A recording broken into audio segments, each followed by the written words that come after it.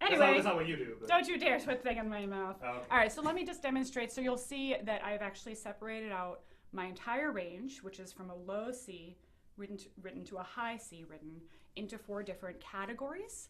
That's because actually we think of these kinds of registers of the instrument in 4 different ways. We have the Shalamo instrument, which is a historical term coming from the instrument that actually was more recorder-like back in the day in the early clarinet history and didn't have a register key, so it only played in the bottom note, the bottom range. The Shalamo register is known for its really rich quality, and of course, if you think of the bass clarinet, and low notes really go hand in hand, you really want to include some of those rich, deep notes. And I'll just demonstrate them.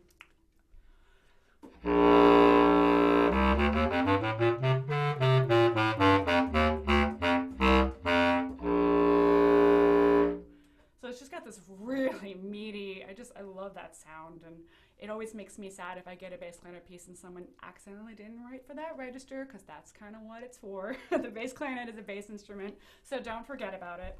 But also what I see a lot in music when we're working with some emerging composers, or people who think that the throat tones are going to be a great place to play a melodic line or lyrical line. If you're holding some of these notes out, you might notice they're different colors.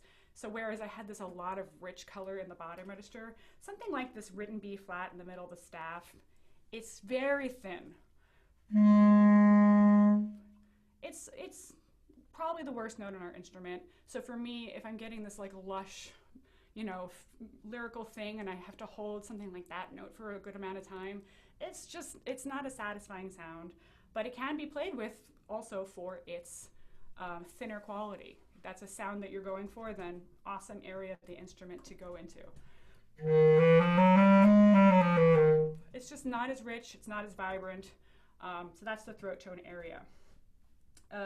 Clarion also comes from a historical instrument term, kind of like a little trumpet. It is referring to like this bell-like quality, again, a very ringing quality.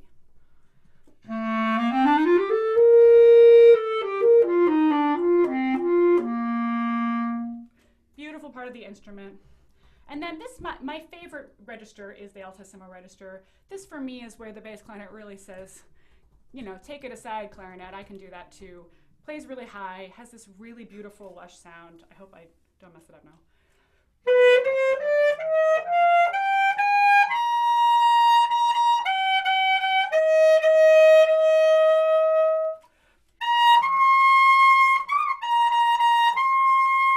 And I mean, the bass clarinet can go up quite high.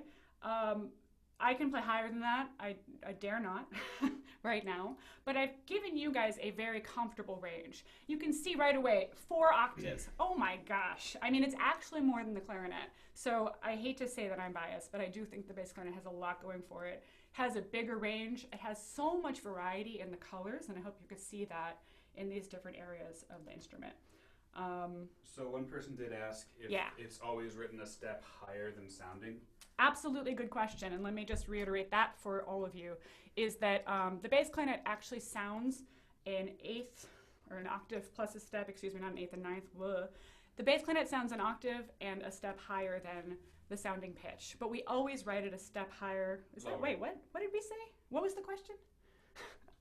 Is this just a basic transposition question? Yeah, I responded to text, but I want to make sure that in case anyone's listening. Thank you.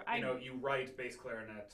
You have to write the bass clarinet in, so this specific graph, if you're confused, please refer to this graph. You'll see right above the notes that I wrote in sounding pitch, the written pitch, that's what it's supposed to look like. So the bass clarinet and the clarinet are both transposing instruments, so you're going to want to make sure that the part shows a different note from the sounding. But basically a bass clarinet sounds an octave lower than a regular. It does, so when I'm reading the written pitch, it is in fact going to sound lower than it looks, but that is specifically because you don't want the clarinets to have to relearn different fingerings for what they see on the staff. It's just what we're used to. This is also true for like contrabass clarinet. I'm going to look at pretty much the exact same pitches that I'm looking at here, except it will sound 2 octaves lower.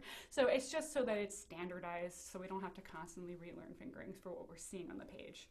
But yeah, that's the kind of work that you guys do behind the scene, and then we get to play something without having to overthink it. Of course, this is different on the A clarinet and the E flat clarinet. Well, we're not talking about that. Why would you bring that into this?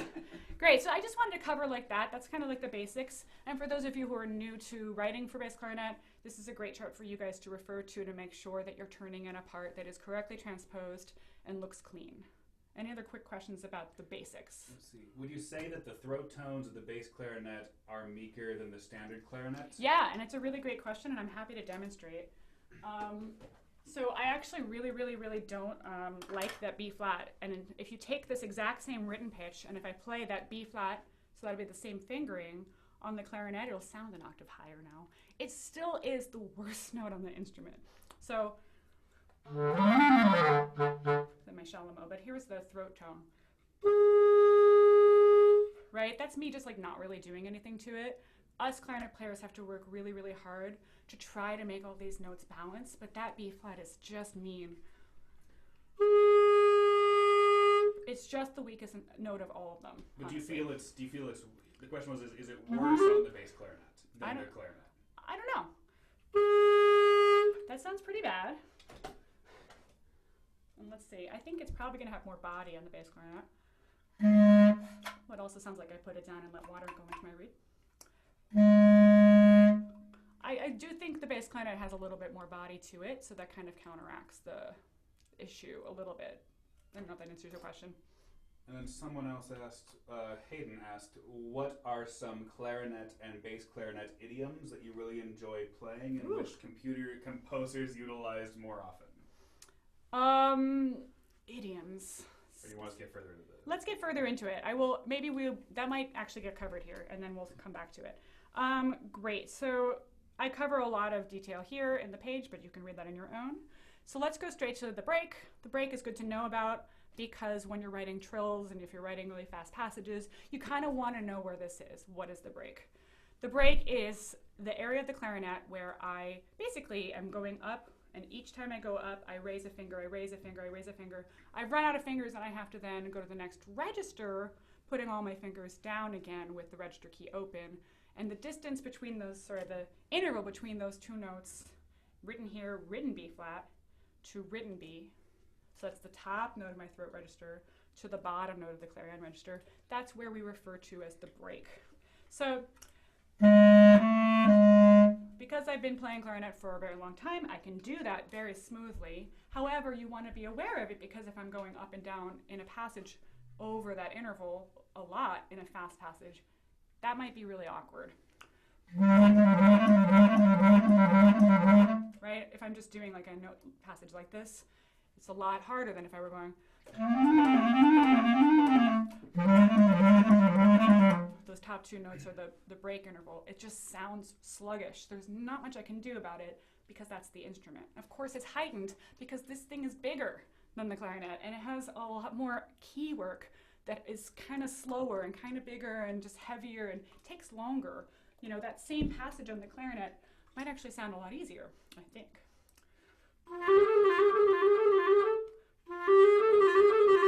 Right? Because there's not a lot to fight against, because most of the keys on the clarinet are actually open holes right into the instrument. The bass clarinet, has all these metal caps, plateau keys, that cover the instrument and push other buttons while I'm moving my fingers for me, because I just simply can't move my hand that big. So because of that, is it not loud enough? No, you're good. You might want. You have like notifications popping up. Okay. If I turn off the Wi-Fi, will I still be able to? No. No, then I can't do anything about it. Is there performance mode? Sorry, guys. I've never done that before. Do you know how to do that? Everywhere. If I get an email political, I apologize for that. Okay, I forgot what I was talking about. Thank you. Nice. That's okay. Anyway, all that is to say that the break is sluggish, and it's more sluggish on the bass clarinet. But the good news is that if you're writing trills, we do have keywork that allows us to go over the break quickly.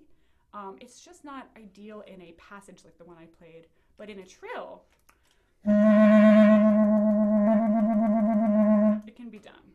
So Anthony Lai asks, is it only awkward specifically between those two notes, or any jump over that spot? Thank you for asking that, and I do write that here, and I should reiterate, that's just the interval where the break begins, but it's true that if you're writing a note below the B flat and a note above the B, generally within a second around those notes, maybe a little larger, you're still dealing with the same problem. Yeah. And another question from Justin Schwartz. Are trill fingerings in the throat tone register more sluggish than they are on the soprano clarinet? In general, key work on the bass clarinet is going to be more sluggish, but this is particularly because of the break we're talking about. It's extra sluggish. So trills, if you notice here in my handout, any trill, minor or major second, is possible on both instruments. I just want to make sure that that's clear. They're all pretty much possible, even over the break. But when you're dealing with intervals of larger than a second over the break, that's when my trill keys are often not going to be usable, and then you have like a really clunky situation. For example, if I take the A second space to the C sharp third space, that goes over the break because it's falling around those notes that I've written here, but it's also a major third, so it's not going to utilize the trill keys. It's about as fast as I can play it cleanly, I guess. I mean, that's a cool sound if you're going for something that's kind of obscured, but I can't play it clean. So it's just good to know where the break is for that reason, I think, especially for trills and for fast passages. If I'm playing like a nice passage, a legato, of course I can go over the break very smoothly. That's my job. But I just want you guys to be able to pinpoint the spot in the instrument where if you write something very fast, you might lose a friend. Great. So long as I've covered the questions about that, I'll move forward. Yes. Great. So the clarinet and the bass clarinet both work really awesome. Like big leaps are possible because unlike the flute or the oboe, and I don't want to speak to what they can do, but in terms of the way the instrument is designed, when they jump the register, they're jumping an octave. When we jump a register, we jump a perfect 12th. It's just the way the instrument is designed acoustically. So what that means is that if with the flick of just my thumb, I'm moving a perfect 12th. So the range and the jumping that I can do on the instrument is really flexible, but everyone should know, and the reason that I have this in the handout is that leaping upward is actually quite easy, but leaping downward is very difficult. In fact, if I just hit this back key, which is my register key, that leaps me upward, if I were to then take it off, my instrument actually would not come back down.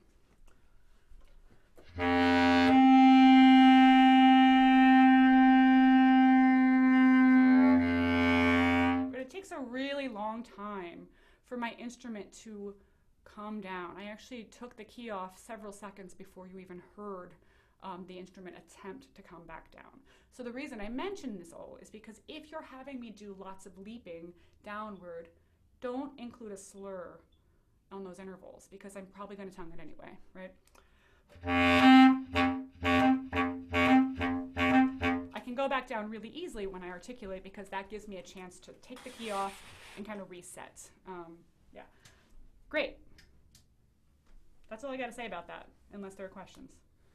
Okay, so wah, never knew. Yay! There we go. Great. Awesome. Glad to learn something every day. All right, so that's pretty much it. Like I said, with regard to like the normal writing of just general range, timbre, and just like pitch questions that you might have. So we're going to kind of take a small dip into the extended technique pool.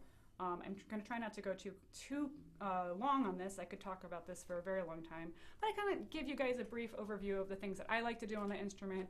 Anything else you want to know about, I'm happy to answer your questions later.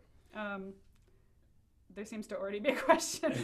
No, Lansing wrote, I was also today years old when I learned that. Oh, cool. There you go, Lansing. If you want to redo anything in the opera, just let me know.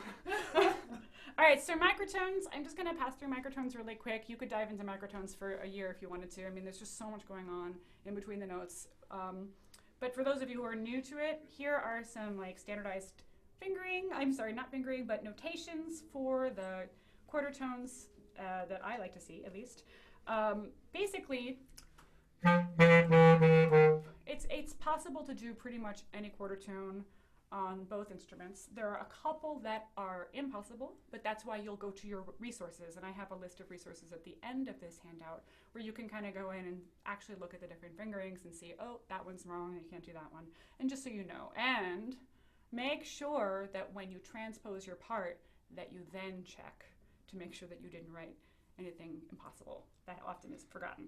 Okay, so as I mentioned before, the bass clarinet has all these plateau keys, which means that it's less flexible. Even though I'm really biased, I love this instrument. It is in fact less flexible with regard to the notes in between the 12 notes that we're used to using. So if you're writing something with, for example, 72 notes per octave, I've done that on this instrument, but man, it wasn't as in tune as it was on my clarinet. And for those of you who are really excited about tuning systems, I did record a concerto by Ezra Sims with 72 notes per octave with Bebop, which I hope is somehow still accessible somewhere if you guys want to take a listen. Yeah, it's on Bebop Radio. Bebop Radio, exactly. So take a listen. It's kind of creepy sounding. I love it. But can't you just lip it?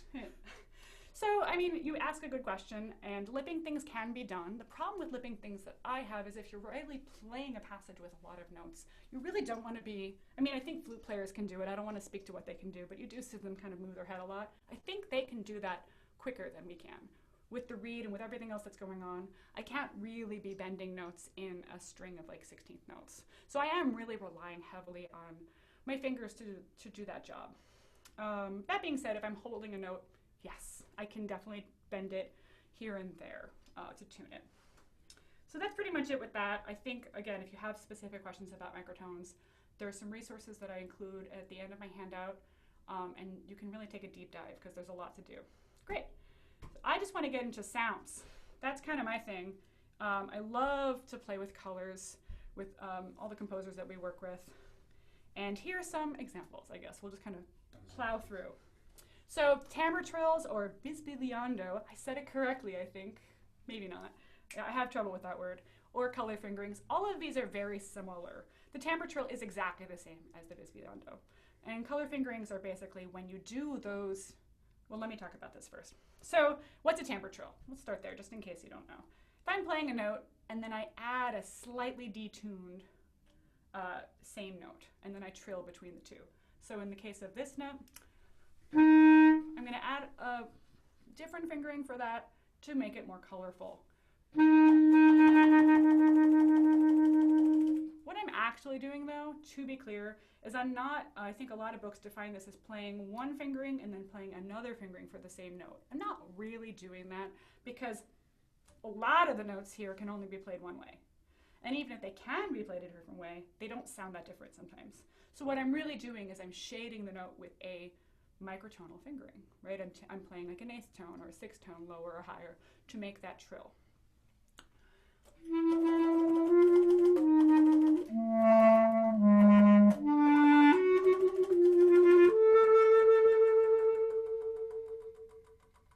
And that's in that passage there in the example, what I just played.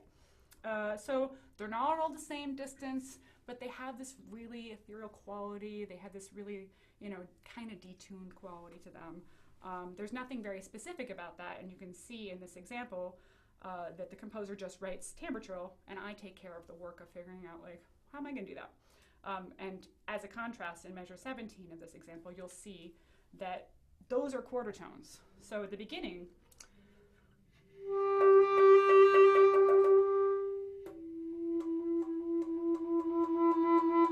right, I just played the opening measures gesture. Those are quarter tones. Do they sound that different from timbre trill? Kind of, but just so you know, you can do either or. So, Hayden never realized that timbre trills were intonation based, so that's cool. Anthony asks, is this standard enough to just notate quote unquote timbre trill, or should you write out the first one? So the example that I show you here, that is not what the composer was intending to do. The composer really wants me to play a quarter tone trill in 17, and then in 18 and on to do any timbre trill that I want. And it should be noted that this composer is also a really wonderful flute player, so he already knows that I'm probably going to just do like very small gradations of tunings for the timbre trill. But for the quarter tones, he wants it to be the wider, a really wide quarter tone trill. And then another question from Edward is, are timbre trills possible on all notes in the bass clarinet, or are there also exceptions like with certain quarter tones? I believe that they're possible on all of the notes, but when I'm in the bottom of my range, I typically can't do any color fingerings at all. Basically, written low G, I believe, I'll say low, so if I look back at the chart, let me just do that because it's easier to visualize, that I think, just speaking completely out of turn here, that this note here, written, is the lowest note that I can do any color fingerings on at all. Because after that, all of the fingers that are going to be hitting these longer pinky keys, and I just can't, there's not much I can do. There might be an exception that I'm forgetting right now, but in general, stay within that note is the lowest note that I would write down for color trills. But other than that, I do think that I could be forgetting, but I think that everything's possible. Yeah. And that's also the same, by the way, for clarinet. Same written note. That's like the highest note that I would write. Great. Yay, multiphonics. I'm not going to cover that right now, the barrio. Okay, I'm skipping it.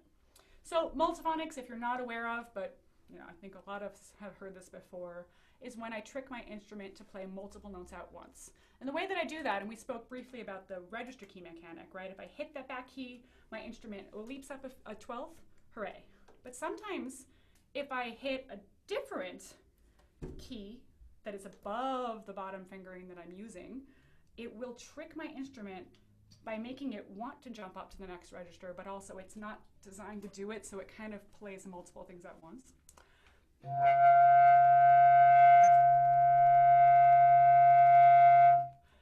So it's just a really cool sound.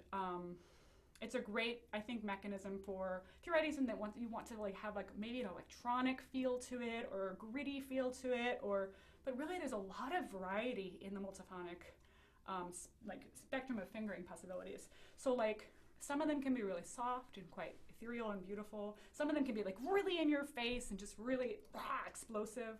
And all of that has actually been studied. So that, again, at the back of my handout is a resource. Go for it. Dive in and like listen to all the different kinds of multiphonics there are.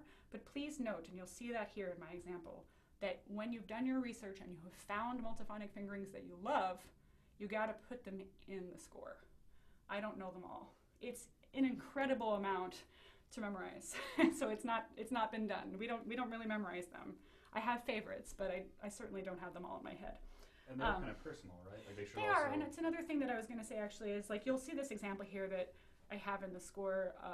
The composer and I worked a lot together to make this piece possible, and it's a really great piece if you want to listen to multiphonics. Jump in and listen to it. It's called Density is a Kind of Love. It's actually on our website, and it's actually written for marimba, bass clarinet, and bassoon. And what the composer did was combine the bassoon and bass clarinet multiphonics in a way that it sounds like a chorale, and it just sounds so beautiful. But it took a lot of experimentation individually, and then also the bassoonist and I got together. The composer actually spectrally analyzed our multiphonics and then made them fit together in a way that sounds like chords. But even if you find a fingering in a book, it doesn't mean that what I do is going to sound exactly like what you heard. Everyone has a different like anatomy, and so the way that I play might not be exactly the same as the way someone else plays. But also, in the case of the multiphonic that I played, well, maybe that wasn't a good example. Let me try and find a better one. Someone's calling you. Sorry, it's my first Zoom class.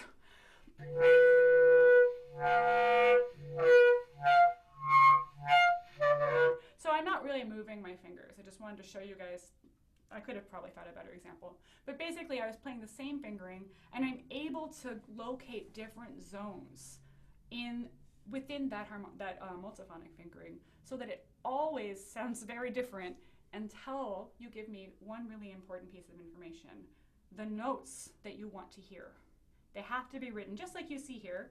Now, because Scott, the composer, did this spectral analysis, he knew that all those notes were going to be there, but actually the only note I really need is the top note, maybe the top couple notes if you happen to know them and you want to show, but I need to know where am I aiming, because on the instrument, If I just play a note and no register key and no nothing, I don't change anything.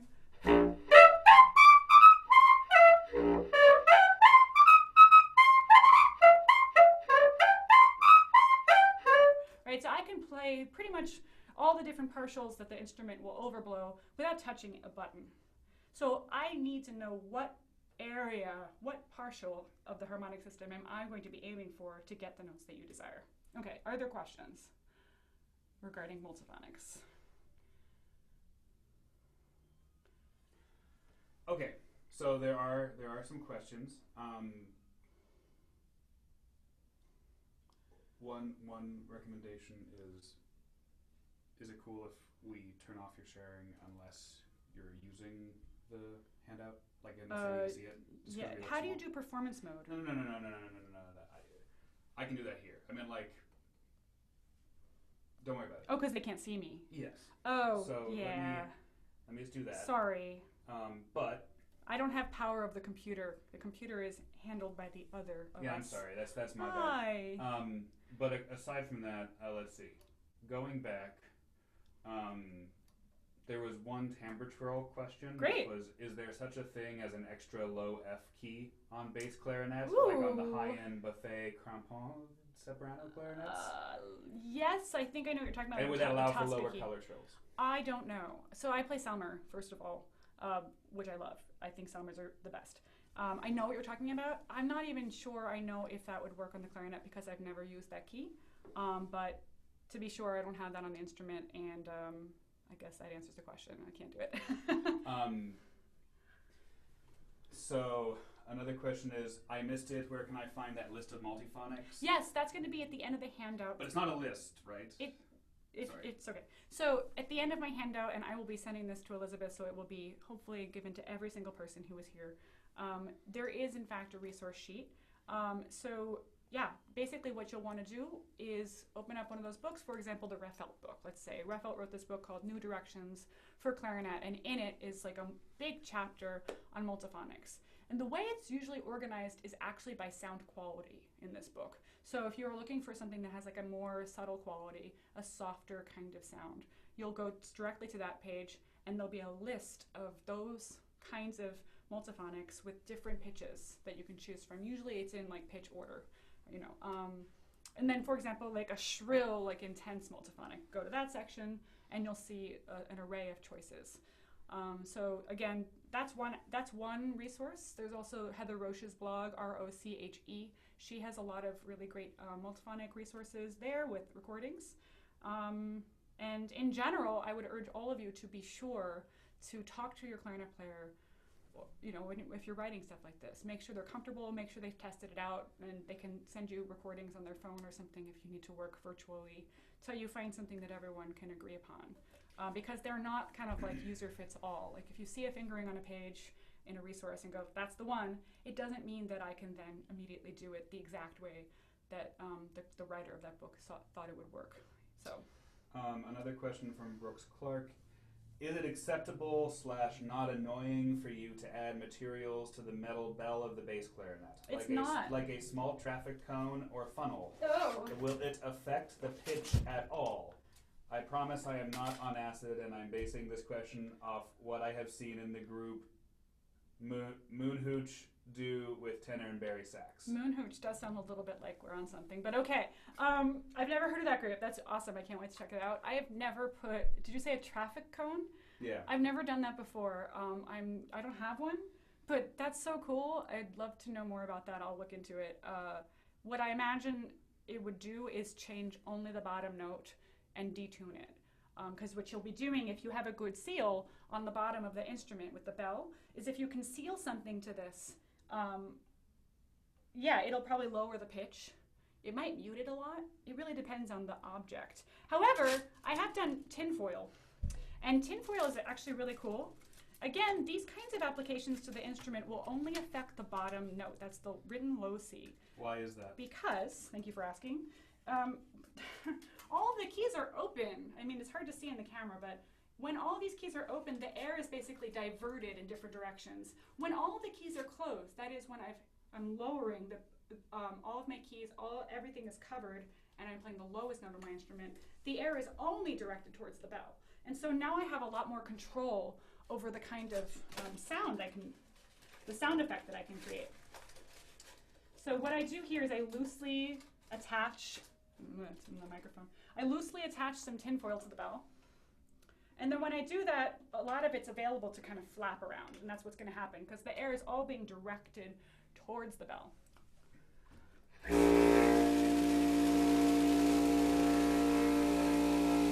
has this like really gritty quality. It's really cool. And I was going to show you guys split tone anyway, so I will go ahead. And I don't think there are some more questions. Oh, I'm so sorry. Is that cool? Yeah, that's exciting. Sorry. Okay, so Brittany asks, what does the BCL_M57 mean in measure 87? Oh. So I'm going to go ahead and reshare that so we're all looking at the same thing. Great. Go ahead and... Thank you for that question. I'm thing. glad you guys are paying attention to the score, because these scores are really, I think, very useful when you're studying, just like looking at lots of different ways the composer has written for these extended techniques. So here in this example that I was showing you earlier, the composer actually received all of these fingerings from Henri Bach's book for bass clarinet. I think it's called, I don't know, it doesn't matter. It doesn't matter what it's called. It's a good book, a very good resource of multiphonics. And in Henri Bach's book, that is just multiphonic 57 in the book. And BCL stands for bass clarinet in this case, so that the bassoonist and I can both go to the book, right? Because in the bassoon you can see BSN for bassoon. We can both go to our respective books and make sure that the fingerings are there, and also kind of look around and see if there were better ones. It was just a resource for us to know where the multiphonic came from. Okay, so another question from Austin. Was that embouchure that did that, or air pressure? Correct. Both? So that's when I changed pitches. Yeah. So when I change pitch, it's kind of like if a trumpet player is to do the same kind of thing where they that is a classic riff because it doesn't involve moving the keys. I don't play trumpet. That's a disclaimer. But I'm not doing a great job about that today. But basically what I'm doing is I'm changing my embouchure. I'm changing like the tongue position. I'm changing the pressure on the reed. I'm doing a lot of different things to be able to get different notes without having to move my fingers. Hayden asks, how do you notate what you just did? That was cool, but I have no idea what that was in reference to. So... Was it that? Who knows? Hayden, you can ask again. I apologize that I missed that question. Alvin borrowed the book. Brooks gave us a link to Moon Hoot, which is rad. Cool. Natalie said it sounds like a fan, which is cool. Thank you. Okay, 2 questions from Benjamin. Lansing's also giving a bunch of links, which is great. Thank you. Roche's website, etc., etc. Ben asks 2 questions. First, and just to reiterate, when notating multiphonics, do I need to include both the fingering and all pitches if I would like a specific multiphonic? Yeah, it's possible that you asked that before I went into it. Also, I did cover this, but I'll go back. Yes, if you're going into, let's say, a resource that has all the pitches written down and you already know what it's going to be that the clarinetists and you've worked out, put them in. Certainly doesn't hurt. But for me, what I primarily need to see and what I think a lot of clarinetists need to see is that top note, because that's how I'm going to base what partial my embouchure is going to be in. So. And second, if I do not desire a specific multiphonic, would it be appropriate to notate the general range of the multiphonic as well as a sound descriptor, or would more information be needed? I've seen that. I typically. It's not very difficult to find something, but I can see what you're saying. But is that the last question on that? Because there's something I can go into regarding that question. Oh yeah, Hayden was asking the trick with the unspecified multiphonic. Okay, so unspecified multiphonics. What is often easier to write is actually just a split tone. And I'm going to get into what a split tone is right now. So basically... Do you want them to see this? If there's not much to look at just now if you want. Great. Just let me know whenever you want. Yeah, thank you.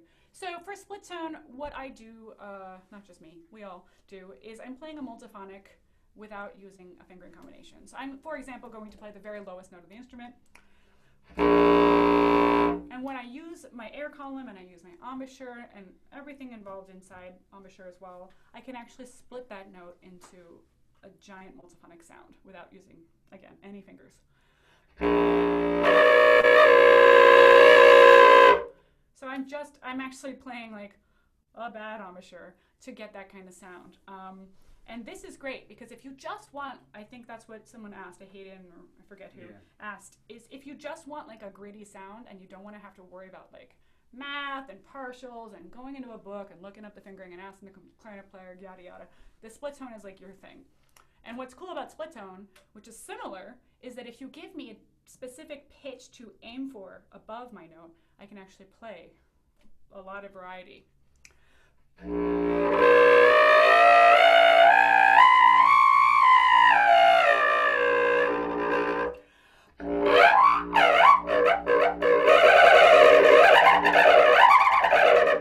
Right, so there's a lot I can do.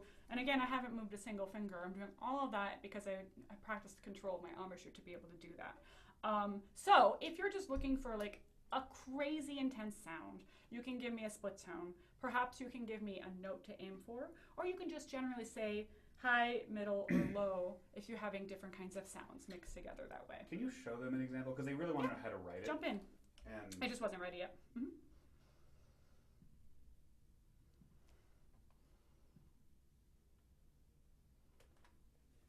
Screen share. Great, so here's my split tone section. For your reference, you'll be looking at this later. You'll see here the zones. Zone 1, 2, Zone 3, Zone 4. Xenakis does this when he was writing, different harmonic sounds. That's one way, or you can actually give me a pitch height. In terms of how to notate it, I don't have the best examples in front of me, unfortunately, but here is a measure from Curtis Hughes' Vestibule 3, which is on our first album, where he just writes Becoming Harsh, and I interpreted that as split tone.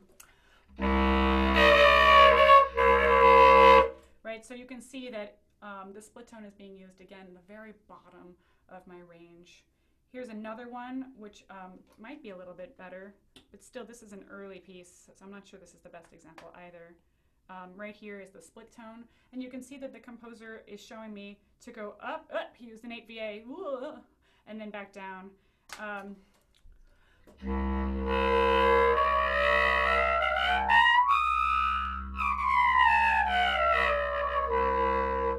So that is kind of what it looked like on the score.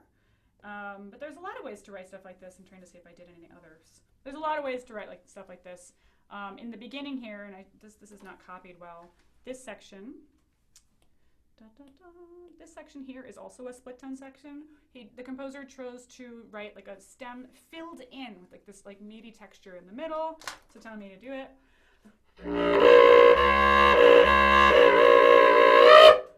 And that's the beginning of this piece. This is actually the first piece ever written for me by Stephen Gorbos at Tanglewood. Yay, memories. Okay. So whether or not that answers all of the notation questions, at least it gives you an impression. And as with any extended technique, it should be said, there's not really a standardized practice except for the one that we're constantly developing. So research, look at scores. I'm happy to make scores available for you. If if you guys want something, I'll send you guys a little packet of some examples. But just do some research and just see what other people are doing.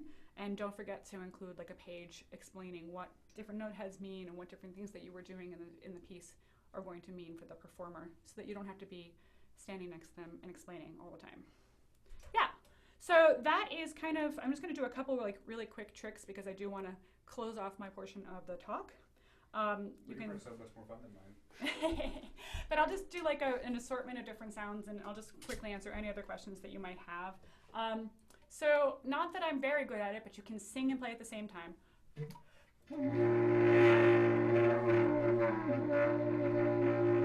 So I'm singing and playing. Oh. But one thing that I really love to do is the slap tongue.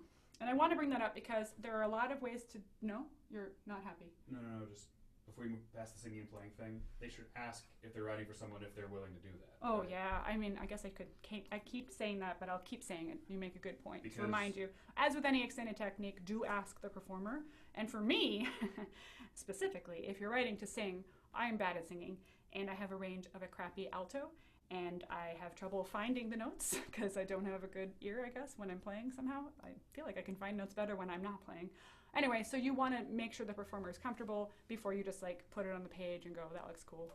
But that's a disclaimer for literally all the sounds that I'm showing you because extended techniques are personal. Some people just don't know how to do them. Some people are uncomfortable just doing them kind of on the spot. You just don't know, and so you have to ask. And that's that about that. So my favorite thing is slap tongue. Slap tongue is an articulation, just like a staccato or tenuto. It tells me how to articulate the note. And the way that I do a slap tongue is that I actually put my whole tongue on the reed, and then I curve the middle of the tongue to create like a suction cup. And when I pull my tongue away, the tongue and the reed are still stuck together, but eventually the reed gives up and thwack hits the mouthpiece. So that's just the general sound. Now that I was keeping my embouchure off the instrument, so we had an unpitched slap tongue. That could be notated, well, let me go to the regular slap tongue first. A slap tongue is often notated by a plus sign. Not everyone does it the same way. This is not standardized practice, but if you give me a regular note and put a plus sign on top of it, I'm gonna go, I'll play a regular note, and I will, again, it's an articulation, I will begin the note with a slap tongue. If you want me to do an unpitched slap tongue, you'll need to have a different note head for me to know that this is going to be an unpitched or like maybe an air sound that follows the slap tongue. Right? I'm not making any pitch, I'm just doing the articulation. So the note itself actually doesn't matter that much, but I'll need to see an empty note head of some kind to make sure that I don't make a pitch. But yeah, I will show you what all the different notes sound like. If I go from like the top of my bottom register all the way to the bottom, I'm just going to do an unpitched slap tongue. What will they sound like? Very subtly, I can hear pitch differences, but not that much. It should be noted that it doesn't really matter all that much what my fingers are pressing if I do an unpitched slap tongue. If you could hear something different, I mean, then I'm wrong and you can write it, but I actually don't think there's a lot of difference. But when I do it with pitch, I can hold the note because it's just an articulation. So I think that's pretty much it with that, but I will say unpitched has a lot of variety.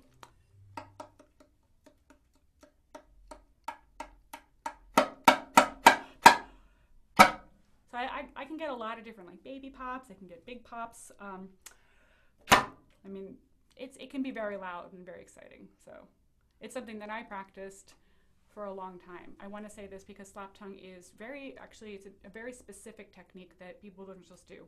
So if you're getting a clarinet player who you're going to school with and you want them to do a piece and you write a slap tongue, they might not know how to do it. It took me about a month. I watched all of Deep Space Nine from beginning to end with a mouthpiece in my mouth practicing. Not in one day, but over the course of, like I said, a month, because I had no friends. Anyway, I think that's all I want to talk about, but if there's any burning questions or desires, I'll jump in. Yeah. But slap tongue is still relatively common. It's extremely but it's common. More like you shouldn't like. But you shouldn't assume that anyone knows how to do any technique. It's just, I just don't think that we're in a place where you can assume anyone knows. And especially like when you're dealing with your colleagues, like if you're a student. Exactly. Like you shouldn't make a fellow student feel bad for not knowing how to do it, right? And you should also know that you can't just be like, oh, we'll just watch this video and, yada, yada, yada, has this video and it looks like it'll be easy to learn. It takes a long time. It took me a month. And even then when I got on stage and tried to do it, it wasn't 100% comfortable. I mean, I've been doing it now for many, many years, so I do feel confident, but it's one of those things, so. Okay, so going back, Mike Powers asked, can slap tongue damage the reed? Nope. Maybe for some people. Depends on how along the process they are. I have finally gotten to the point where I no longer shatter my reeds, but in my first year of slap tongue, my reeds were like falling apart all the time. So it's a good question. Okay. Important question, Picard or Janeway? Oh, wow. It's definitely Picard, but I love Janeway. It depends on in the question's context. Like if you're talking about what show is better, like I just like Next Gen more than Voyager, but man, I'm all about Janeway. I don't know. That's too hard. Guys, that's a hard question. Oh my God.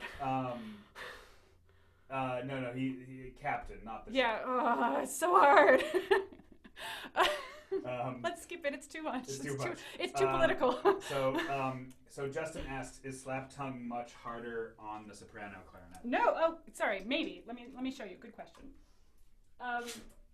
So the reed is smaller, so there's a lot more possibility for me to not be able to do it. Well, see, hang on. it on clarinet. Great.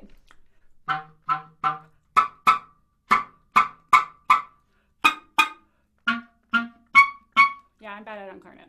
Well, oh, sorry. No, it seemed like the non-pitched ones were successful, but the pitched ones were less. It's because I need to reset my. I need to practice it. But is it actually harder? So it's not that it's harder. It's just that you have to find the spot on the reed with the tongue, and there's a lot of complications about this. When I'm basically making room for my tongue to do all this stuff, what's happening right now is my embouchure is too low, and because of that, I'm getting a higher note. And I haven't done it in a while on the clarinet, so I think if I just spent some time, it would sound fine. But it's just a different technique. Yeah. And what techniques do you feel are underutilized on the great clarinet that you would like to see people use more? What a question. Oh, goodness. Good old-fashioned notes. Like really great notes. No, I mean, I'm kidding. Are you, though? I don't know. I mean, it's funny. Like, I love doing split tones, and I love doing multiphonics, and I love doing slap tongues. But then sometimes when you say that, you do get like a piece over and over again that sounds kind of like the same kind of techniques. So it really is dependent on, I guess, how the sounds are being used. I think is more important than the sounds themselves. I think that when you use an extended technique, you want it to contextually make sense. You want to have an idea. You want to have intent, and you want the sound has to be like the only way. I'm not a composer, but I feel like that's true. Like, there has to be no other way to get your content and intent across than using this sound. It can't just be a gimmick. You can't just be like, well, my piece has only notes in it, and I guess I should have a multiphonic. And, you know, I've done that kind of thing before where someone said, oh, you know, what multiphonic can you just throw in a multiphonic in there, you know, to a piece that sounded like really tonal and was pretty and didn't need it, just because I think the composer felt like the piece wasn't modern enough. And I don't think that that's required. So that being said, I don't know how to answer the question. Do you? Yeah. We never actually showed them how to notate a slap tongue. Do you have any examples in your handout that you think? Yeah, the slap tongue is notated with a plus sign over the note. I mentioned it, but yeah, I know. But what does that mean? You the mean plus like on sign. the stem? The plus sign is an articulation that is like instead of like a staccato or a tenuto. However, you can also put a staccato and a tenuto below the note because the slap tongue can be short and can be long. So I guess typically you would have a space for the plus sign above the note and a space for articulation wherever the note head is facing in that spot. Okay. Yeah. So you don't want the plus sign like far away from the note head. The plus sign has to be an articulation. Much like you would use like an accent and a tenuto together, you can use a plus sign and a tenuto together, I think. The plus sign tells me to slap tongue, and then any other articulation that's there will tell me how to treat the note following that articulation. Alvin asked, Benjamin asked, can you demonstrate air tones? Yes. And can one gradually transition from air to full? Yeah, and if you want to, I can screen share something like that right now. Do you mind doing that? Yeah, no problem.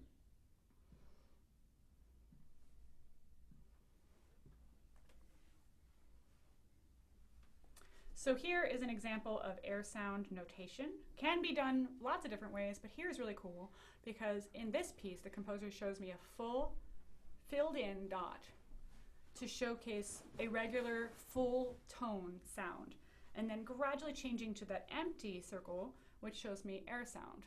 And if I wanted to do a half air sound, you could also have a symbol like that, a circle, and then half filled in. And you can use arrows to get to that note and arrows to come back. So I can do a number of different ways.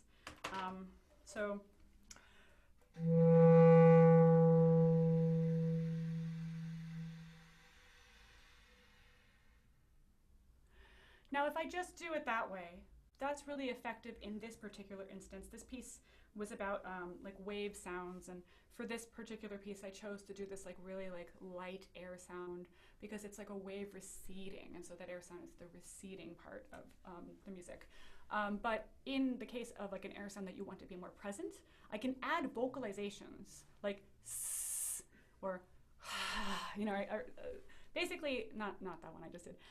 Basically, if I add resistance using my tongue, I can not only make the air sound louder, but I can also increase my lung capacity because I'm not just going because that's about as long as I can do it, about as long as anyone can do it. Because if I want that hot air sound, I'm basically emptying my lungs. But if I add resistance, like a I can do that for almost as long as I can play a note, maybe actually as long as I can play a note, and it sounds louder.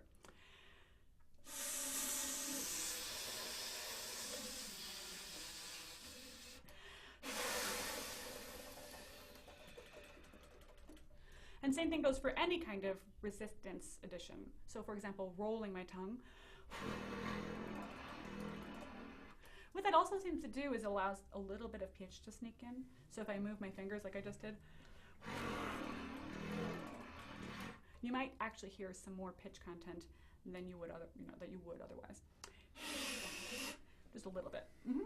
And someone asked, is there anything to be aware of when writing subtones, perhaps regarding the range? Is it possible on high notes? Ooh, you're not going to make a lot of friends. Sorry, that's not. Yes, it's possible. Now, a subtone, to be clear for everyone, is basically me just playing extremely softly. I'm not doing anything in particularly different with my technique, except for just like I'm playing very soft. So that, if it gets picked up in the mic, I'll do one low register. It's a lot of air sounds just now.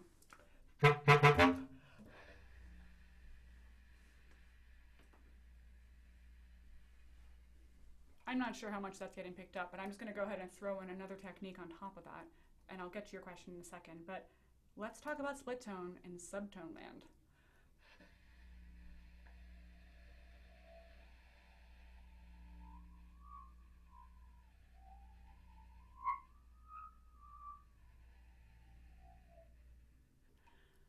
Maybe that was audible, but if it wasn't, I'm playing the split tone so soft, it's kind of like a whistle, tiny, tiny, tiny sound on top of the subtone low note.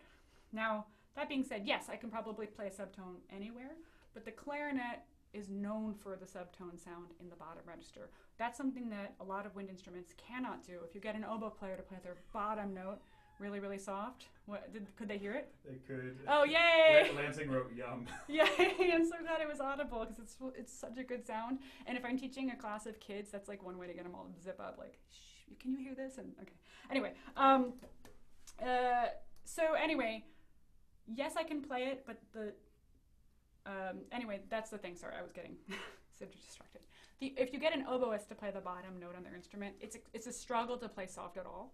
Again, disclaimer, not an oboist. I don't really know. But that's what the clarinet is known for. That's where that technique comes from. If you want me to play a soft note, oh boy.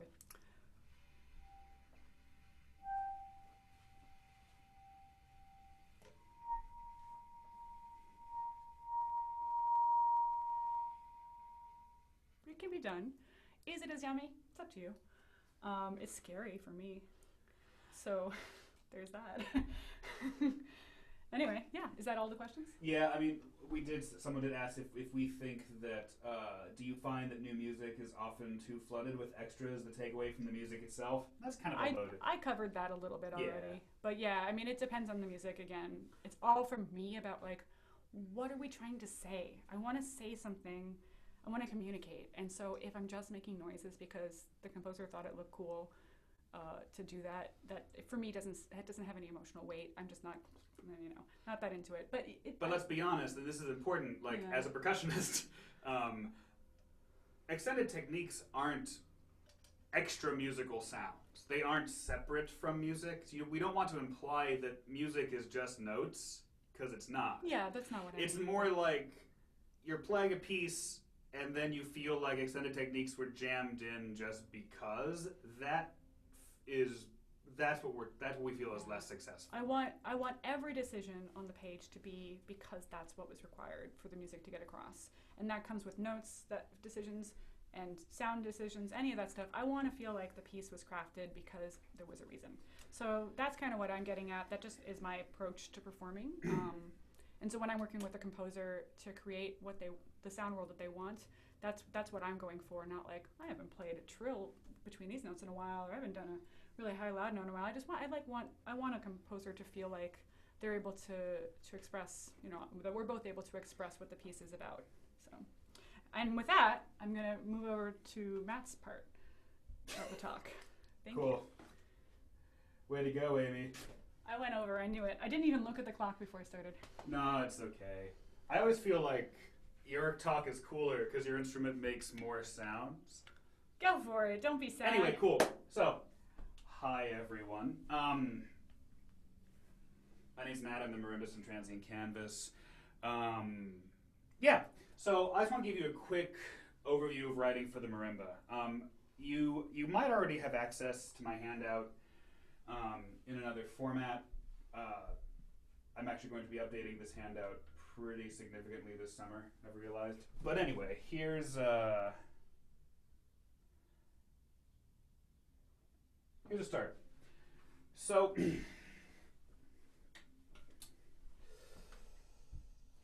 one thing I want to point out to you are two amazing resources for writing for marimba, specifically, and percussion in general. One of those resources is Nancy Zeltzman's website, where she has a memo to composers.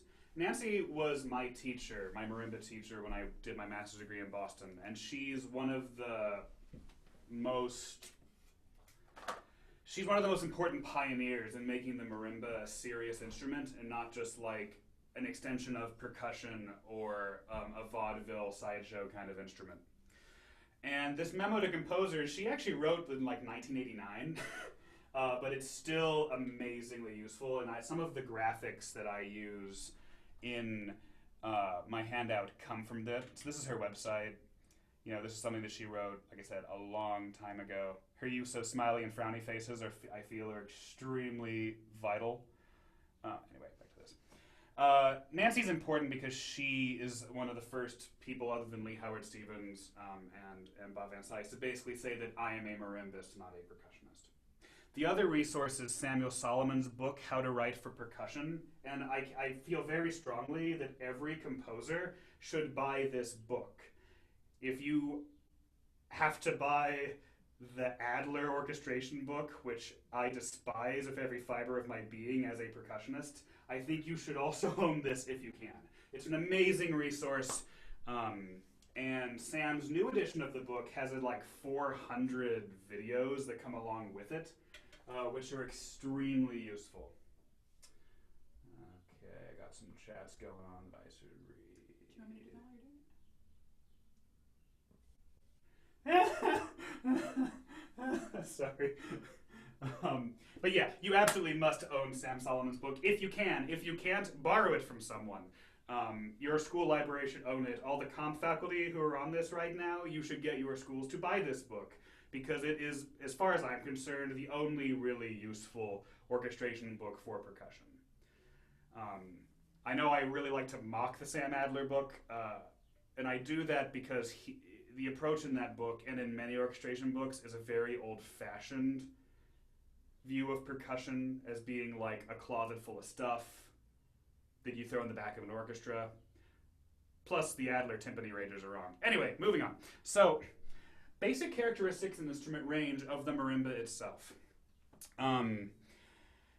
These are the ranges of the most common marimbas. The 5-octave marimba goes all the way down to C2, which is the same low note as a cello. I got it. And then the upper note is C, let's see, 2, 3, 4, 5, 6. C7 is my high note. So basically, the marimba extends up to almost the same range as a xylophone. The xylophone has an extra octave on the marimba. And as far as, I'm using that camera, it's pointed at me. I got it. So, the 5-octave marimba first became common in the mid-'80s, and even when I was an undergrad in the early mid-2000s, you know, there were still a lot of conversations of like, should I write for a 5-octave or not? Now that answer is less, and it used to be like, oh, well, don't write for a 5-octave unless the person owns, you know, blah, blah, blah. You can basically assume if you're writing for marimba that you can use a 5-octave. This depends on the city that you're in and the people you're working with. But typically, if someone considers themselves a marimba player, if they're playing marimba specifically on its own, 5-octave is the better choice because it has more autonomy. But someone did ask, is a 4.3 octave instrument the most common? The answer to that question is yes. So the low A marimba is the most common marimba. And I will say that if you're writing for marimba in an orchestra, or marimba as part of a multi-percussion setup, marimba as part of a chamber ensemble that involves other percussion instruments, A 4.3 octave instrument is a much better choice. Basically, you should only, if you're talking about marimba in a large setting, you only should write for a 5 octave if you can actually hear those low notes. I can't tell you how many times I've played something with bemop where I get hired specifically because I own a 5 octave and I show up and they pay me the extra cartage and they have to rent the instrument from someone, and then it's like, you know, I'm playing like a low C while the orchestra is doubling me at fortissimo. That's bad orchestration. But anyway, if you're writing for solo marimba, just marimba, in an ensemble like this, I would recommend using a 5 octave because you can do so much more. That extra fifth is very, very helpful. All right. Always a grand staff. I am going to get there. If you're talking about writing for me specifically, and writing for marimba by itself, I always prefer a grand staff. Almost. We're going to get there. All right. So,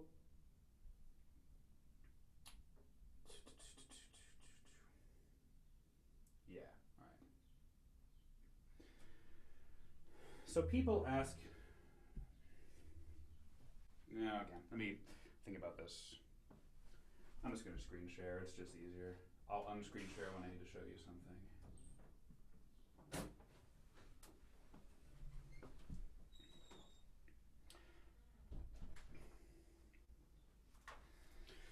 So,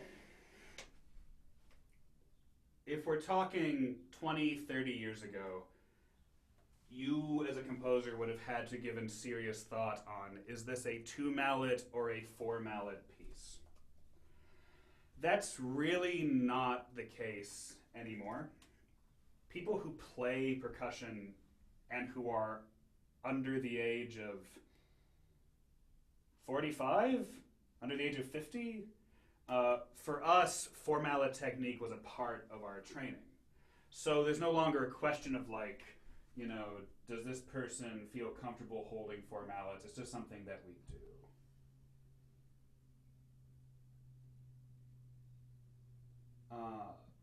Amy, are you opening Zoom? It just signed us out. How could it sign us out?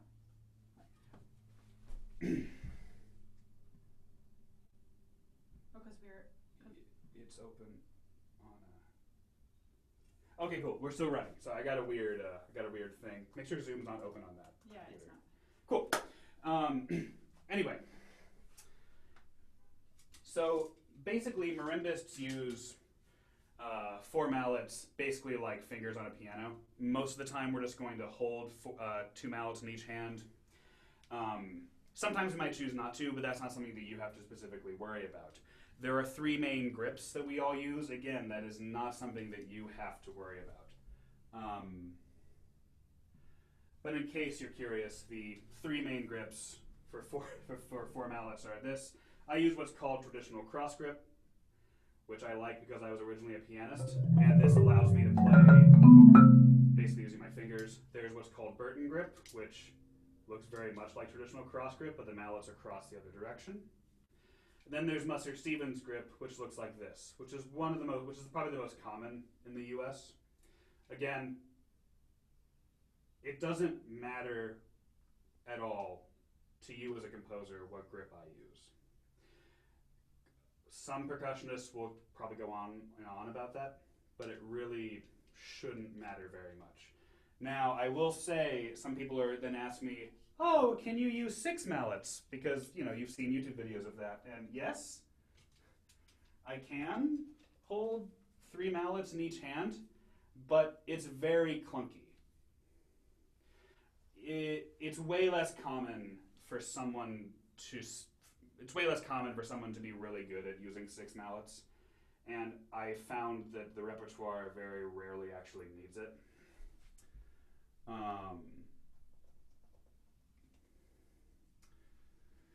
So what I usually tell composers are, when they're writing for me and they're like, oh my gosh, I really want 5 notes in that chord, I basically tell them, like, is that 5th note the most important note you've ever written? Because that's why you would use that. But so just so you know, like, we can hold more than 2 mallets in each hand often, but it's not usually worth the effort. when you're writing for the marimba is set up like a piano. And so a lot of times composers who are pianists fall into the trap of writing for the marimba at the piano, using your 10 fingers to figure out what is comfortable. You can fall into a lot of traps doing that, because obviously I don't have 10 mallets to work with. So when you're writing and trying to figure out what chords feel okay, what's awkward or not, I recommend making the rock-on symbol with your hands and sitting at your keyboard and testing out chords doing that. That will basically show you relatively accurately what is or is not comfortable on the marimba. Why I bring that up is if, for example, let's say you wrote my right hand alternating very quickly between minor thirds. Let's say I have C sharp and E, and then E flat and C natural. On piano, you just do this. I used to play piano, but my hands don't do that anymore. But it's easy, right? You just like spend time practicing that, do some Hammond exercises. But on marimba, I have to actually spin my hand around to do that. So if you're watching me play that, that's awkward, right? So when you're writing quick chord changes, you need to make sure you're considering how fast one hand has to flip between two positions. Kai Stansgaard does, in fact, specialize in 6-mallet technique lancing, that's true, but that is relatively uncommon. Kai is very good at it. So if you want to write for Kai, you can do that.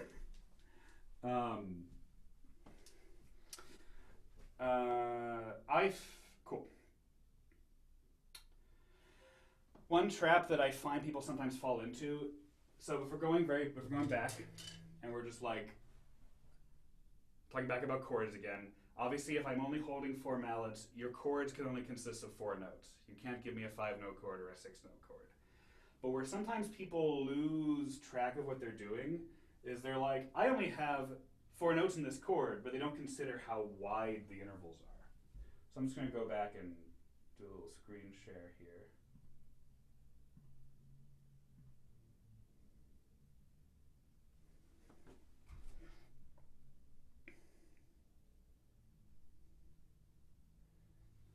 So this little example that I wrote is a way that, again, if you're writing for the marimba at the piano, you're like, that's super simple. I have my triads in my right hand, and I have a bass line. But I should note that that interval on the marimba in my one hand is like 3 feet wide. And when we get to this interval, that is literally half the length of the marimba, because middle C is in the center of the instrument. So if you're at your piano and you're using the rock-on technique to figure out, or even using your thumb and your pinkies, you're going to find that you won't write that interval as often. I would say that in terms of interval ranges in each hand, you can basically assume that you can reach an octave in the low octave of the instrument, and in the upper octaves you can reach a 10th comfortably. The bars on a marimba, as you get lower, get wider. So, for example, this is my octave interval in my bass, and if I take this same interval and play it in the upper octave, that's literally an octave and a fifth. And every marimba brand is different. So I play on marimba ones, which have a relatively consistent bar width.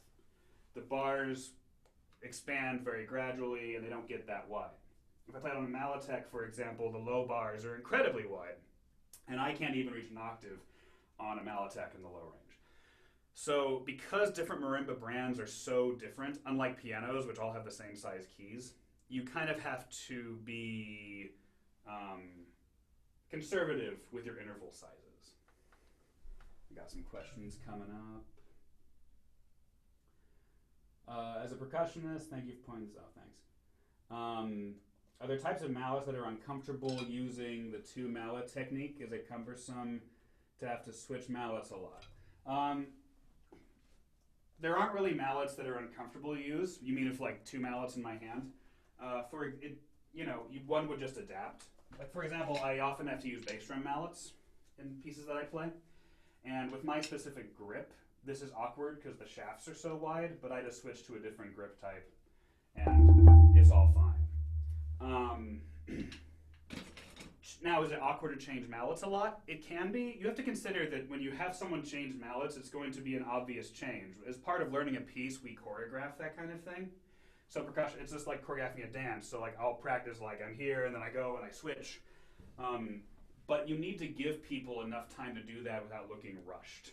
And also without extra sounds. If you give me like one beat to change mallets, I'm literally going to play and throw my mallets. And then you're going to hear the mallet throwing sound. So that's something to be aware of when you're switching mallets.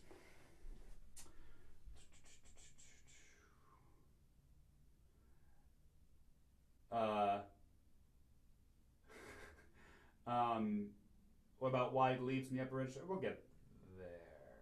Hand crossing. Oh, hand crossing is a classic pianistic idiom.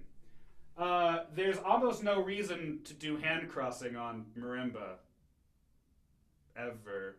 Except for like, let's say that I'm playing, I'm playing an ostinato. I can do something like that, where my left hand is doing something else. But the idea of like, remember the marimba can't really sustain particularly. So it's not like on piano where you're like doing this thing and then you cross over because one hand is still holding a note to sustain. Like I would just play and then move my hands around, if that makes sense. Nothing like dead mallet switch time. Oh, like in runs. Oh.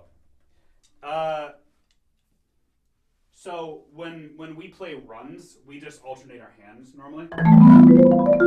So we don't think about crossing over because we use both of our hands to make linear music. I mean, sometimes I will play different combinations of regular and unalternated hands if I want to play a run, but you don't need to tell me to alternate, and you don't need to show me which hand to use. I will get to that in a little bit.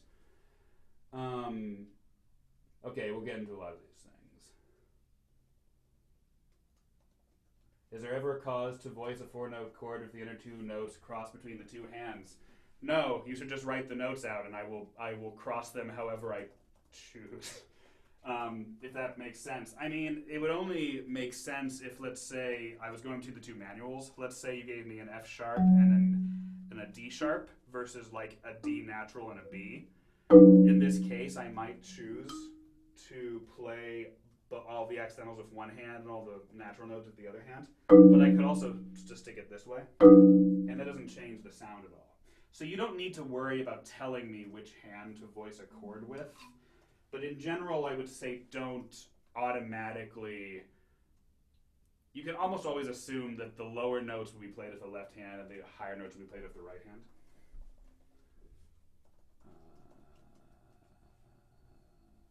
Cool. All right. Oh, sweet.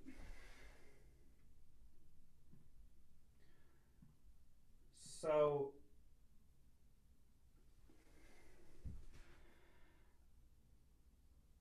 we're going to talk a little bit about roll notation.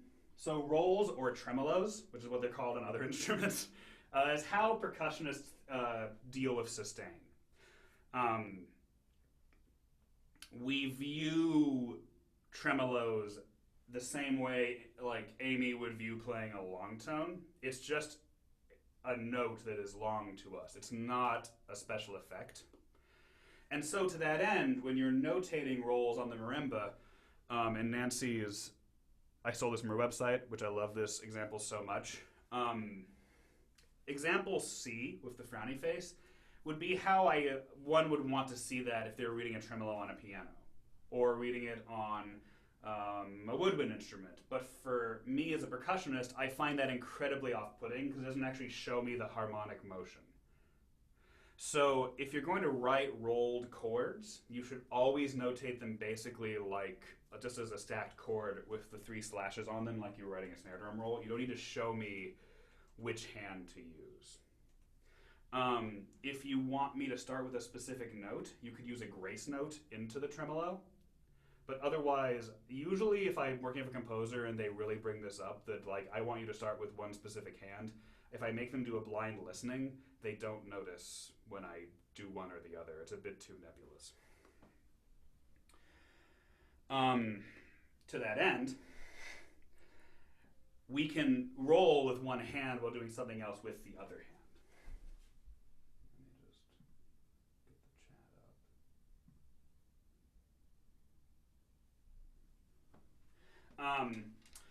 So like, let's say this is an example from a piece that's actually going to be on our next album by Stephanie Lubkowski called Right Now in a Second.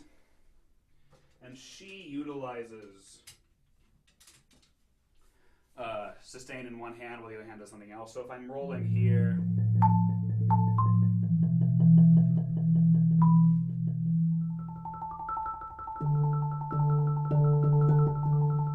so I can tremolo with one hand while doing something else with the other hand.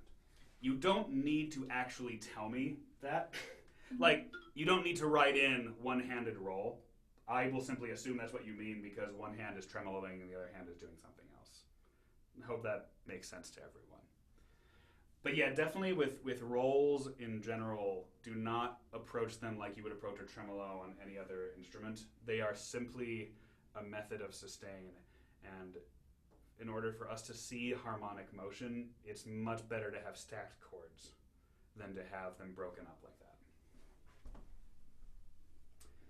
What about permutation rolls? I mean,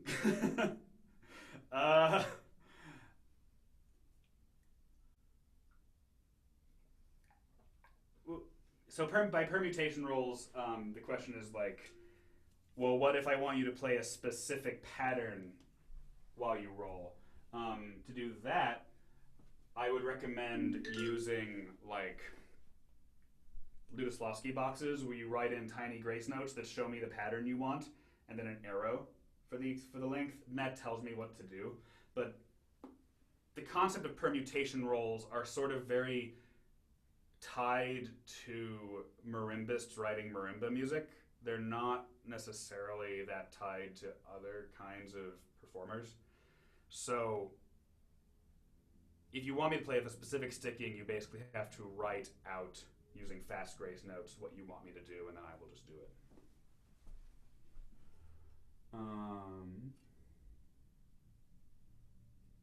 I hope that answers your question. Oh, how do you notate tremolos that change speed? Feather beaming is a great way to do that. And that is an instance where you would actually probably want to notate a normal like piano hand-to-hand tremolo, because that will actually show me what you're doing. You can also write simply fast roll, slow roll, or accel roll, decel roll, and then just notate otherwise the same, and then that would also make a lot of sense. I find that feather beaming gets tricky if it's a long passage. It's better to simply write, slow down as you get soft, speed up as you get fast, or something like that. But most of us are going to change our roll speeds anyway, depending on what we're doing, just like one would change vibrato. So.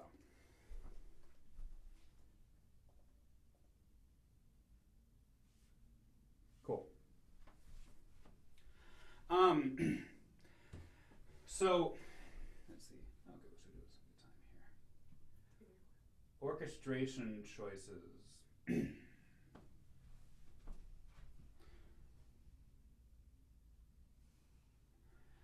Linear versus pianistic writing. The marimba is a keyboard instrument, and I love it for that. I was in my youth a pianist, and I liked playing chamber music, but I never liked how I always felt like I was so separate from the people I was playing with. When I play marimba in a duo setting or a chamber setting, I feel much closer to the people I'm working with, and so I love that. However, the marimba is not a piano. It can play more than one note at once. It can play polyphonic music to an extent, But where it's really the most successful is when you write for the marimba in a linear way. Basically, thinking of it like a percussive cello or a percussive violin, utilizing double stops to add emphasis when you want, but otherwise it works very well when you write notes. So this is actually an example from Lansing's piece that we're going to be playing on Thursday that works really well. Lansing utilizes the broad range of the instrument to give this really awesome sensation of polyphony occasionally. He utilizes my full range in a really exceptional way, but it still works really well, and it's very fast and exciting. And then down here he adds double stops, which help. Now, when you are choosing to write for the marimba in a non-linear fashion, it also works super well as a chordal instrument, where I'm playing all the notes at once. And that's sort of the beginning of why people developed formala techniques anyway, was because people wanted to play chords. The top example here is from a piece called Monochrome by Keith Kirchhoff. I should mention that I really hate the rhythmic notation here, and Keith knows that, where he has 16th rests all over the place. Since I don't actually sustain particularly, you could have just written that as like 8th note, dotted 8th, 16th, etc. But his use of the instrument is really effective. This works really well.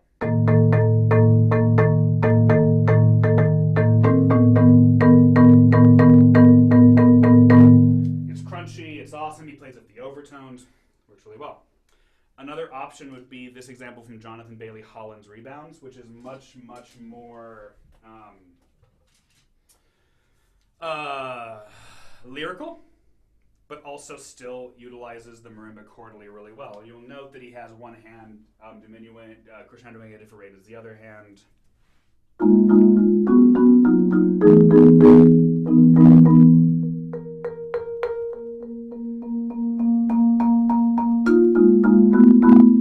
Again, works super well.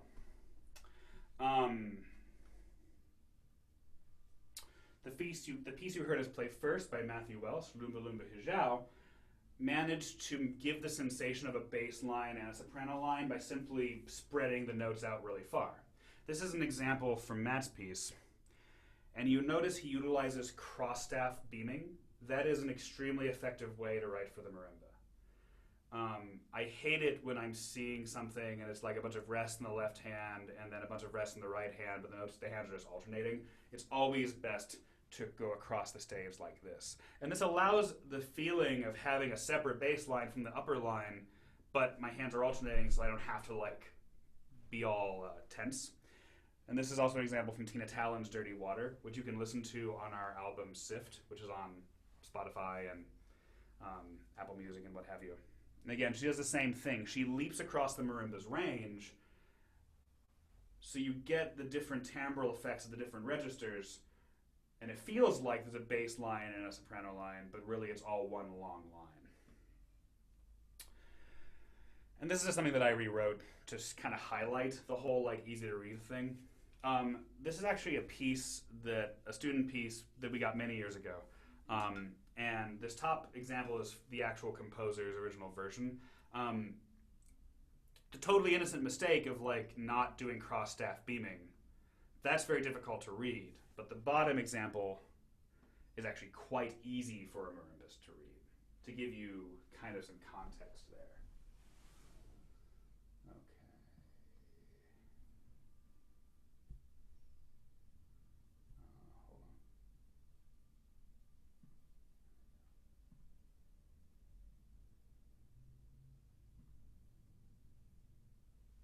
Okay, cool.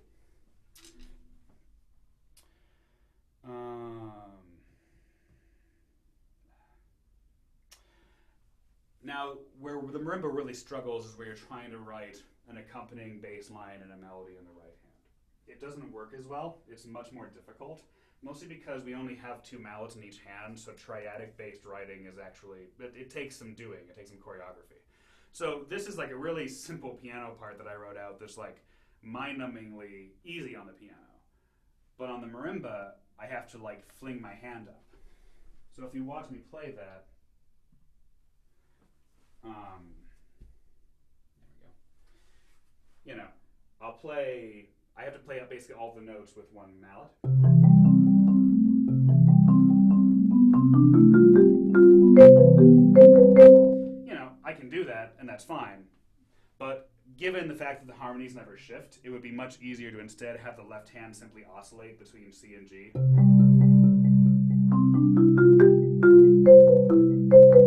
Because that basically allows me to stop thinking about my left hand. It serves the same harmonic purpose, and I can actually shape the right hand. It should be said, though, that left-hand accompaniment, right-hand melody can sound pretty dopey on the marimba, because it kind of sounds like plunk, plunk, plunk, plunk, plunk. I have less individual control over notes. So I do find linear writing, chordal writing, creating bass lines by alternating my hands, that's a much more effective and expressive way to write for the marimba than to think of it like a piano.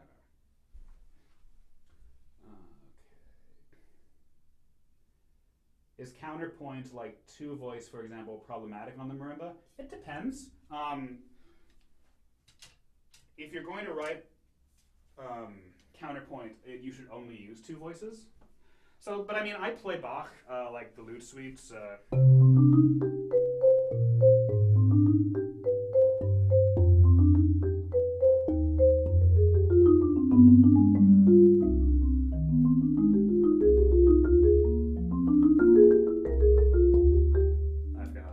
But yeah, I can play two voice parts like that.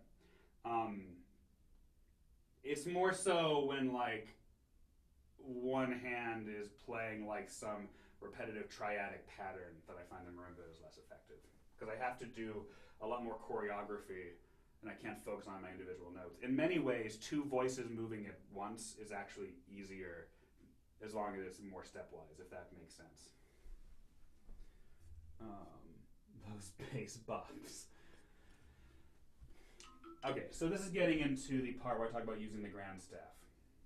The marimba is really big, and it's hard to tell from the angle I'm at right now, but it's 8 feet long.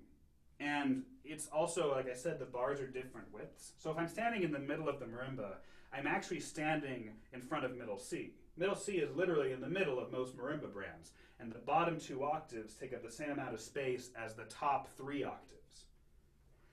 So I use the grand staff as a way for me to visualize how I'm moving across the marimba. I don't use the grand staff to tell me which hand to use. This is different from how a pianist uses the grand staff. So percussionists in general are used to we alternate our hands to make lines of music happen. Whereas a pianist is going to use one hand and their fingers to play a line and then play another line. So because we alternate so much anyway, and this is how we play, you don't need to tell me which hand does what. But also to that end, because the marimba is so, let me get to that. So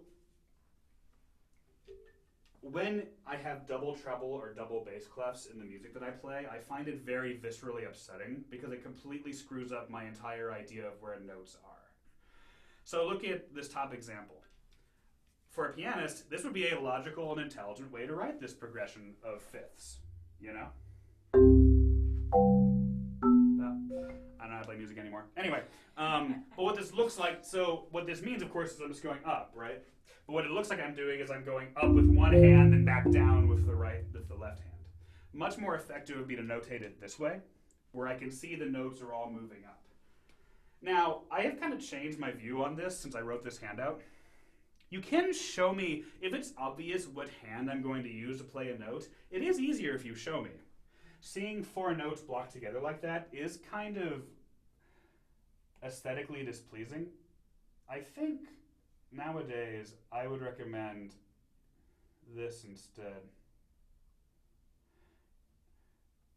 It's always, for percussionists, it is just basically a standard technique where if you want to show me lines, like left hand, right hand, you can use down stems for left hand and up stems for right hand. And this is actually an easier way for me to see that, if that makes sense. And so then down here, what's up, Amy? Probably 5 more minutes. Yeah, sure. And so down here, I show the one example where the double treble clefs might make sense, and that's basically where one hand is stuck on one manual, and the other hand is weaving in and out of that hand. So like I can see the left hand's motion better in the bottom version. But since I wrote this handout, I also think that this doesn't need to be two treble clefs because of where I wrote it. This could just be a bass clef, and then these notes could be up here. And I would just keep that all out of the way, and that would actually be much easier. Because the point is that you want... What I find upsetting about double treble and double bass clefs is that basically, like, if the notes are close together, I want them to look close together. So I don't like having, like, this line so far away from what my right hand is doing. Because also keep in mind that the music is much further away from me. So this is a bad example of double treble clefs just because like they're all moving around the middle C range.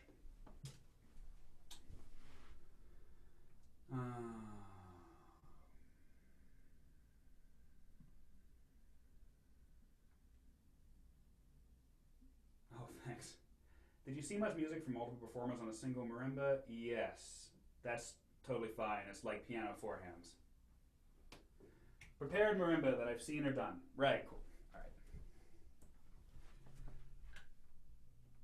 right. And again, this handout is available from the festival.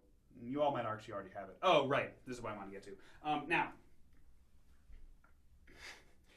if you don't need both staves, I don't need to see both staves. If all of the music takes place in the bass clef, you don't need to have an empty treble clef for a whole line. You can get rid of them if you're not using them to save space on the page. But also to that end, one might ask, why can't I just throw in a clef change? And the reason for that is that clef changes are totally fine if you aren't using the clef change in the middle of a run, basically. Because let's say I'm playing some run up to E5 from like middle C, and then I leap down to the bottom E on the marimba, E2. So let's say I'm going like, and then play that low note. If you just put in a bass clef before the low note, it looks like I'm leaping towards middle C, but I'm actually leaping down something that's 3.5 feet further away. Again, the whole spatial thing. Clef changes are fine to save space as long as you aren't breaking up a line. If you're breaking up a line, it's really discombobulating. And I would rather just you put the grand staff in for that moment. All right. Blah, blah, blah. Articulations are great. Please give them to me as if I was an actual real instrument. I love seeing legato lines and phrase lines and accents and staccatos. Yes, I know the marimba only rings long enough to be annoying and not long enough to be useful. But by you showing me what you wish it could sound like, it affects how I play. If I just see notes and rhythms with no slurs, no articulation markings at all, it just makes my soul die. Because it's basically, I feel like you're telling me that I can't be a real instrument. And I know that's not usually what people are doing, but, basically write articulations for me like I'm a piano. I can't really sustain, and you shouldn't write long notes because, well, you can write long notes, but if I don't roll them, they'll only last so long. But showing me slurs and accents are very helpful. Where am I?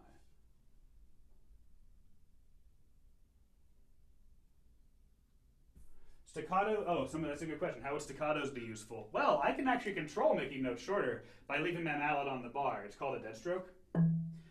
There are different kinds of dead strokes. There's like a full-on dead stroke where I jam my mallets into the bar, and that sounds more like an extended technique. But I can also just leave my mallets laying on the bar. So the notes are short, you can still hear the pitch. It's not accented, but it's still... So staccatos, basically, I interpret them as different kinds of dead strokes because I want them to literally be short. Some marimbas interpret them as just like lifting your mallet off the bar to feel lighter. Some people just do something visual, which I think is annoying. But again, it just tells me how you wished it could be phrased, and then it gives me the ability to try to do that. It's a lot more inspiring to see like as opposed to da da da da da da da da da. Do you know what I Oh, that is great to hear. I've been told not to slur on marimba and was surprised by that. You can definitely write slurs on marimba because that tells me how to phrase. So definitely do that. I don't know who told you not to do that, but they are wrong. Cool. Now, okay, extend techniques, blah, blah, blah. Man, I never get to that part. Sorry, mallet choice. This is very important. Please don't write soft mallet, hard mallet, medium mallet, because that means literally nothing. I know, you can look at lots of examples in the repertoire. I'm sure your composition teachers can pull out lots of pieces written by people where it's like, look, they wrote like hard mallet here. You should tell them to use that. Hard mallet means literally nothing because there are thousands of mallet models. There are hundreds of mallet brands. They're all different, and everyone's interpretation of hard, soft, and medium is different. I guarantee that being a Nancy Zelsman student, my entire concept of sound is like in the soft mallet range. My hardest mallet is probably the softest mallet of someone who studied marimba in the 50s, for example. Because it's all like a matter of sound preference. What I want instead are descriptors. I want bright, murky, flowy, something like that. You should tell me mallet choice, however, when you want a specific timbre. So, for example, if you want me to use xylophone mallets, I can do that on the upper register because the upper register of the marimba is the same as a xylophone. Now, I still wrap them in moleskin. Some people, don't write xylophone mallets on the low register because I can crack a note. And just so you know, the low C on a marimba costs $700 to replace on its own. So, don't crack those notes. But again, xylophone mallets, rubber or latex mallets. I love latex mallets. These things are awesome. Like slap bass. It's great. Tell me to use that. Super Ball mallets. They sound really cool on like bass drum and stuff, but on the marimba they just kind of sound like a fart. But they're a pitched fart, so if you're into that, you can write it, and that's totally cool. That's like, you do you, In the upper register, it kind of sounds like blowing over bottle tops, etc. Bass drum mallets I showed you were great. Chopsticks are awesome.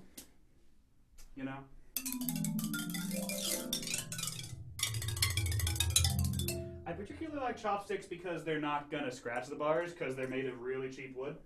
Also, if I use chopsticks inside my resonator, that sounds pretty sweet. Let's see if we get like a...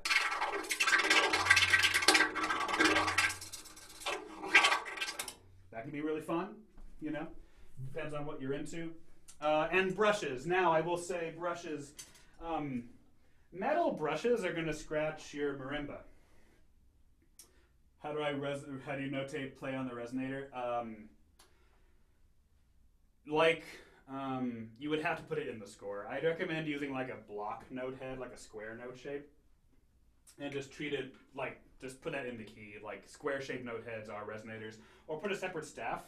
The resonators don't, depends on how you're using it. The resonators don't have like specific pitches. Anyway, with brushes, be careful. I mean, they sound cool and they're really cool when they're soft, but if they're too loud, I can scratch the bars unless I use brushes made of something other than metal. And in terms of extended techniques, like, this is where I feel like Amy has it way better than me because she has like extended techniques that people do. But the marimba at the end of the day is a percussion instrument. So it's kind of like, use your imagination. I can prepare the marimba, I can put aluminum foil, for example, on the resonators.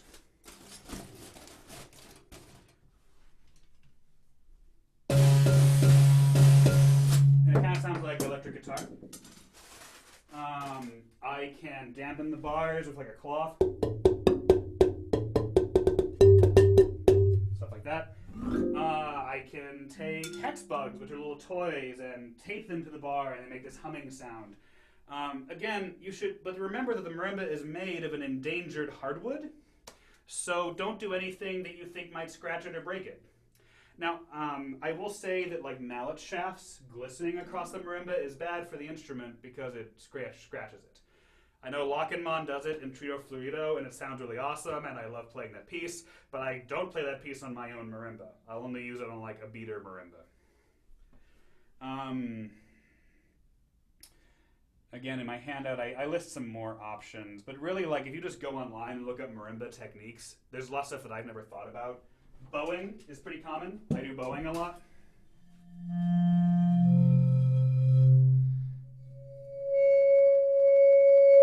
You know, just like bowed vibraphone, except it doesn't ring afterwards. But bowing can be super cool. I can do pitch bends like a vibraphone can. Marimba shots, where you hit both the bar and the shaft at the same time. Treat those like Bartok pizzas. Like, I can't do them very fast, but as single notes, they can sound cool. I can bow the resonators, and they sound like a bowed cymbal.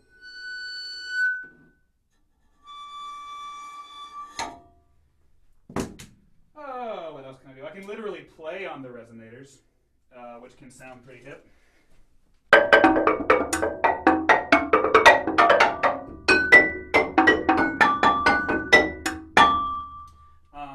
I can do that. I can play inside the bass resonators, kind of sounds like a slap tongue. Or the very end piece. Anyway, think of it like, it's like playing inside the piano, you know? And again with that, just like playing inside the piano, some pianists are like, no, I won't do that because it'll hurt the piano. And some marimbas are like, no, I won't do that because it'll hurt the marimba. So you should talk to the person you're writing for. In the folder that Elizabeth has from us, I have a list of extended techniques and videos from pieces that are written for us that you are welcome to check out. But yeah, just use your imagination. I do encourage you, though, like, when I'm playing marimba, I want to play marimba. Because the marimba can and should be its own thing. I don't need to schlep a table full of junk with me if I can just use the frame and the resonators to make those sounds. Just so, look at it this way. If you're writing for a 5-octave marimba and you're writing for a marimba part, and you're like, boy, I really wish I had a bongo here. Ask yourself, if I was writing this for a pianist, would I say to them, boy, I wish I had a bongo here? And if your answer to that question is no, then don't do it and find another solution inside the marimba. I used to, with Transient Canvas, I used to offer up marimba, like a marimba multi-setup option, but I usually found that the pieces were way less effective because it was like marimba music, then a cymbal roll, and the extra stuff sounded out of place. I find that if you really limit yourself and get creative with the instrument you're working with, you can get a lot more done. Anyway. We're done. Oh wow, I think we're done. We don't need to play anything else. Yeah. Sorry, that was really fast through mine. I should really get. Great. Anyway, so are there any other like marimba questions, or are we all good on that? I talked really fast. I learned a lot about marimba just now. No, So- I've seen this class before. Yeah, you all limitations can set you free. That is definitely true. I like that. Put it on a t-shirt. Let's make that the Transient Canvas t-shirt. Cool. Well, all right. Thanks, guys. We were going to play another piece, but I think it's actually better that you all had a chance to get a lot of questions answered. So I always think this class takes like an hour. it doesn't. No. And so if for any reason you guys are feeling starved for more combinations of the sounds that we were showing you today, I would urge you to check out our YouTube channel in your free time. We have loads of recordings on there, and on our website is our repertoire page where you can click on any piece that you see and watch a video. And we've commissioned over 80 pieces, so there's just a wealth of sounds to enjoy. And with that, I guess we can yield back to the CNMF staff to close out. Tarragon. Yeah, Tarragon! Yeah.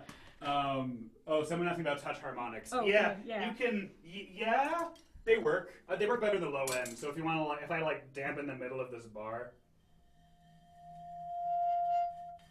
I can get harmonics to come out. But they're kind of brittle, so if you were to use them, you should only use them in very like specific settings. So, Great. No. cool. Awesome. Boy, yeah, great, cool. So, yeah, That's it. thanks for having us, boss. Thank you guys. You guys are amazing. Everybody, let's give them a round of applause. Yay, thank you. Cool. All This right, is so I guess we'll see you tomorrow, right? Yes, and we look forward to seeing more of you guys. So thank you. Sorry, I can't talk. Cool. Great. All right. All right, Thank take you, care. everyone. Awesome, guys. Thank you.